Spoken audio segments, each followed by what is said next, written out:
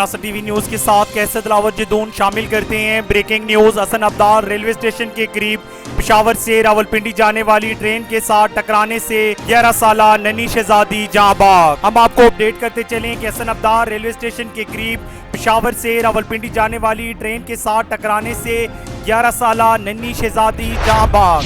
तफसीलात के मुताबिक हसन अब्दाल रेलवे स्टेशन के करीब पेशावर से रावलपिंडी 11 बजे जाने वाली ट्रेन के साथ टकराने से मोहल्ला मेराबाद की नन्ही अहमद शहजादी जाँ बाग हो गई। नन्ही कली के वालदैन का ताल्लुक मनसेरा के इलाका ओगी से था। अहमद के मरने के बाद वालदैन तदफीन के लिए बच्ची की नाश को अपने आबाई इलाका में ले गए। नन्ही शहजादी की मौत की खबर सुनकर अहले मोहल्ला में गम की लहर दौड़ गई। हर आंख अश्कबार, हर दिल रंजीदा हो गया।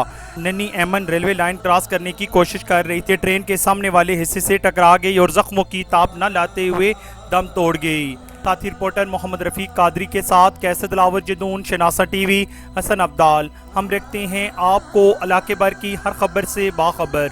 मज़ीद बाखबर रहने के लिए हमारे यूट्यूब चैनल सब्सक्राइब करें। सब्सक्राइब के लिए वीडियो के नीचे लिखे सब्सक्राइब पर क्लिक करें और बेल आइकन दबा दें। शनासा टीवी, आपका अपना टीवी।